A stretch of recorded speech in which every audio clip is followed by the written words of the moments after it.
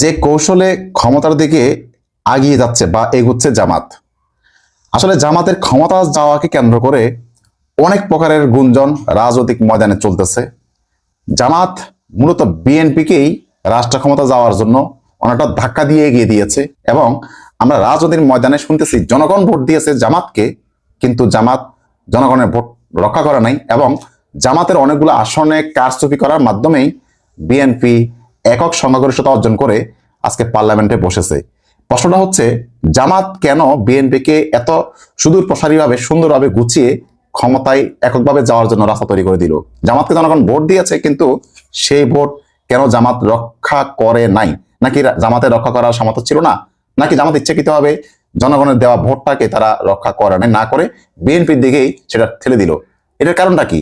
তবে এই নিয়ে চমৎকার একটি বিশ্লেষণ এনটিভি অনলাইন করেছে, আগে আমরা সেটা একটু দেখে আসি। ঢাকা তখন সন্ধ্যার পরের অদ্ভুত এক সময়। সড়কের লাইট পোস্টগুলো জ্বলে উঠলেও রাস্তায় ছিল কেমন যেন চাপা উত্তেজনা। শেরেবাংলা নগরের জাতীয় সংসদ ভবনের সামনে সেদিন বাতাসে ভাসছিল নতুন সরকারের শপথ গ্রহণের রেশ। প্রথমবারের মতো বিএনপি পেয়েছে 212 আসন।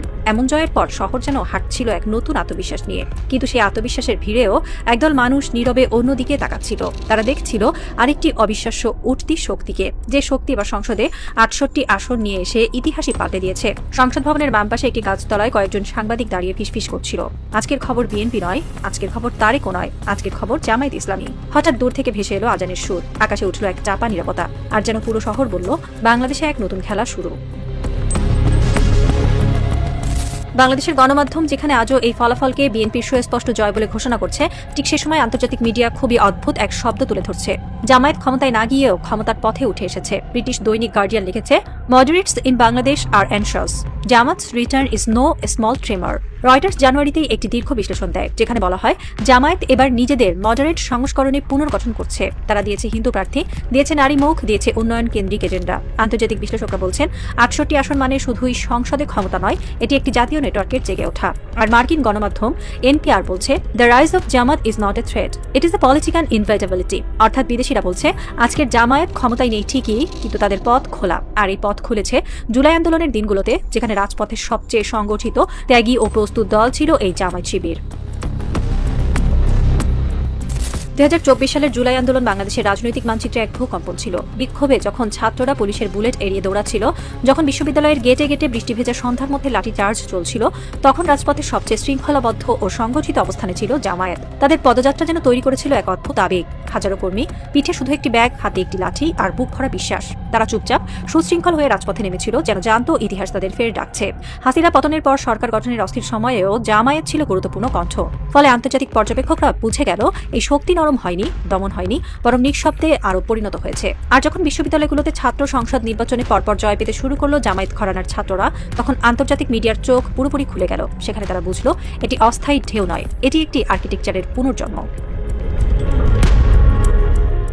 আন্তর্জাতিক বিশ্লেষকরা বারবার তুলনা টানছেন তুরস্কের 2002 সালের নির্বাচনের সঙ্গে। সেই নির্বাচনে এরদোয়ানের দল ক্ষমতায় আসে মডারেট ইসলামিক ডেভেলপমেন্ট ভাবধারা নিয়ে। তারা বলেছিল, আমরা শরিয়ত চাই না, আমরা উন্নয়ন চাই, স্থিতিশীলতা চাই। আজকের জামায়াতও একেবারে সেই ভাষা ব্যবহার করছে। তারা বলছে, আমরা প্রগতিশীল ইসলাম, সুশাসন, দুর্নীতি দমন, ন্যায় বিচার চাই। এই ভাষা ভোটারদের ভয় পাইয়ে দেয় না, বরং এই ভাষা শোনায় সুশাসনের স্বাদ। বিশ্লেষকরা বলছেন, বিএনপি যদি দুর্নীতিতে জড়ায় বা অর্থনীতি যদি বিপর্যস্ত হয়, তাহলে তুরস্কের একে পার্টি থেকে শেখা স্ক্রিপ্টের সামনে যেতে পারে জামায়াত। আর সেটাই বিএনপি সরকারের জন্য ভয়ানক এক সতর্কবার্তা। বিএনপি যদি দুর্নীতিতে জড়িয়ে পড়ে, অর্থনৈতিক চাপ সামলাতে ব্যর্থ হয় অথবা প্রশাসনিক দুর্বলতা দেখা দেয়, তাহলে দেশের জনগণ খুব সহজেই জামায়াতকে পরবর্তী বিকল্প হিসেবে বিবেচনা করবে। কারণ জামায়াতেরও রয়েছে এক বিশাল গ্রাসরুট নেটওয়ার্ক, যা বিএনপির নেই।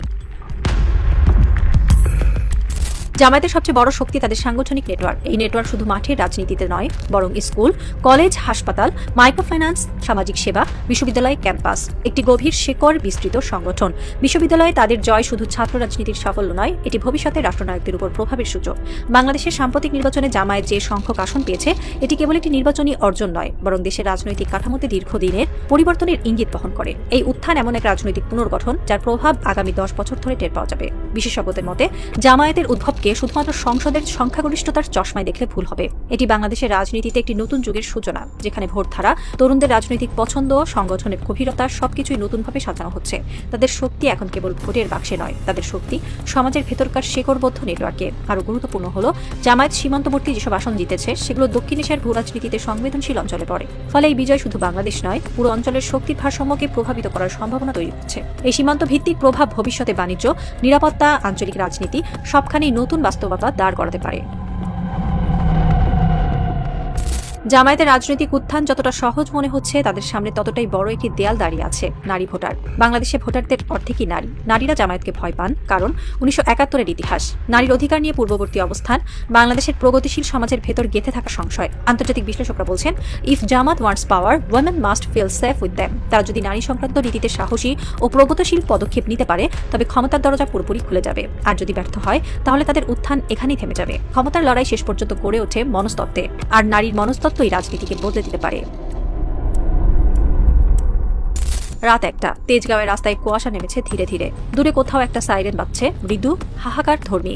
একটি কালো প্রাডো ধীরে ধীরে ঢুকলো একটি অন্ধকার গলিতে। গাড়ি থেকে নামলো একজন সিনিয়র রাজনৈতিক বিশ্লেষক। তিনি আকাশের দিকে তাকিয়ে ফিসফিস করে বললেন, বিএনপি জিতেছে ঠিকই, কিন্তু রাজনীতি অন্যদিকে যাচ্ছে। তার কণ্ঠে ভয়ও ছিল, বিস্ময়ও ছিল, আর এক ধরনের অদ্ভুত উত্তেজনাও। বাংলাদেশের ভবিষ্যৎ যেন দাঁড়িয়ে আছে দুই শক্তির মাঝে, একদিকে অভিজ্ঞ রাজনৈতিক দল বিএনপি, অন্যদিকে নিঃশব্দের শক্তি সঞ্চয় করা জামায়াত। প্রশ্নটি এখনো ঝুলে আছে শীতের কুয়াশায়, পরবর্তী ক্ষমতার সিংহাসনে কার পায়ের চিহ্ন পড়বে। জামাত ইসলামী যেহেতু একটি ইসলামী দল, সো তারা খুব ভালো করে জানে ক্ষমতা যাওয়া এবং ক্ষমতা রক্ষা করা দুটেই কিন্তু সহজ না, অনেক কঠিন বিষয়। যাওয়াটা যেমন কঠিন, আবার ক্ষমতার চেয়ারে বসে সেই চেয়ারটাকে শক্তপোক্তভাবে ধরে রাখাটাও কিন্তু অনেক কঠিন। সো এক্ষেত্রে জামাত ইসলামী যেহেতু তাদের সামনে অনেক ইতিহাস রয়েছে, বিভিন্ন বড় বড় ইসলামিক দেশগুলোর মধ্যে ইসলামী দলগুলো কিন্তু ক্ষমতায় এসেছিল, শুধুমাত্র তুরস্ক ছাড়া। তুরস্ক তো মানে সরাসরি ইসলামী দল যখন ক্ষমতা আসে তখন তাকে ক্ষমতাচ্যুত করা হয়। পরবর্তীতে সেই ইসলামী দল সাদাত পার্টি ভেঙে এখন একে পার্টির মাধ্যমে কিন্তু মানে একেবারে উদারপন্থী ইসলামী দল হয়ে তারা এখন ক্ষমতা এসে ভালোভাবে পাকাউক্তভাবে কিন্তু চেয়ারের মধ্যে বসে আছেন তুরস্কের এরদোয়ান। কিন্তু ওদিকে আমরা যদি মিশরের দিকে তাকাই, মিশরের ব্রাদারহুডের মুরসি সাহেব, তাকে কিন্তু ক্ষমতাচ্যুত করা হয় এবং তাকে ফাঁসি দিয়ে দুনিয়া থেকে বিদায় করে দেওয়া হয়। সো জামাত ইসলামী কিন্তু একটা মডারেট ইসলামী দল এবং তারা কিন্তু যথেষ্ট জ্ঞানী, চৌকস, এবং তারা জানে কোন সময়ে ক্ষমতায় গেলে ক্ষমতার যে চেয়ারটি রয়েছে সেটাকে তাদের মতো করে পাকাপোক্তভাবে ধরে রাখা সম্ভব। তাই তারা আসলে আবেগে গা ভাসাবে না, তারা এমন সময়েই ক্ষমতা যাবে যে সময়ে গেলে তারা তাদের চেয়ারটাকে জনগণের কল্যাণে সঠিকভাবে ধরে রাখতে পারবেন। যেহেতু ইসলামিক দলগুলোর মূলত টার্গেটই হচ্ছে একটি দেশ ও জাতি জনগণের কল্যাণ সাধন করা, তারা যেহেতু ক্ষমতায় গিয়ে তাদের মাথার মধ্যে মানে নিজের ব্যক্তিগত স্বার্থ অনেক বড় করা, এছাড়া ঘুষ, দুর্নীতি, চুরি, ডাকাতি, যাবতীয় অনাচার যেহেতু তারা করবে না, চাঁদাবাজি, টেন্ডারবাজি, মাস্তানি যেহেতু তাদের পক্ষে সম্ভব না, তারা করবেও না। সো ক্ষমতায় গিয়ে তারা মূলত মানে সৎ কাজগুলাই করবে, ভালো কাজগুলাই করবে, জনগণের কল্যাণ, দেশের উন্নয়নের জন্যই কাজ করবে। যেহেতু ব্যক্তি স্বার্থ নেই, তাহলে ক্ষমতায় গিয়ে তারা মানে ক্ষমতা যাওয়ার জন্য তাড়াহুড়া করার জন্য তাদের কোনো অস্থিরতা নেই। তারা ঠিক সেই মোক্ষম সময়, সেই সুযোগটি তারা তৈরি করবে, সেই পরিবেশটা তারা আগে তৈরি করবে, যে পরিবেশটা তৈরি করতে পারলে তাদের জন্য জনগণের কল্যাণ করা সম্ভব হবে, বিনা বাধায়, বিনা উস্কানিতে, বিনা ষড়যন্ত্রে। ষড়যন্ত্র থাকবে, কিন্তু সেটাকে মোকাবেলা করার জন্য সবচেয়ে শক্তিশালী অবস্থান এবং রসদ থাকবে জামাতের হাতে। অতএব আসলে একটা দেশের সম্প্রদায় বা জনগণ যখন সবচেয়ে ভালো বুঝবে যে কোন দলটি, কোন মানুষগুলো তাদের দেশের রাষ্ট্র ক্ষমতায় গেলে সবচেয়ে বেশি কল্যাণ সাধন করতে পারবে, সবচেয়ে ইফেক্টিভ ভূমিকা পালন করতে হবে, তখনই দেখবেন ইসলামী দলগুলোর জন্য ক্ষমতা যাওয়া সবচেয়ে বেশি সহজ হয়ে যাবে।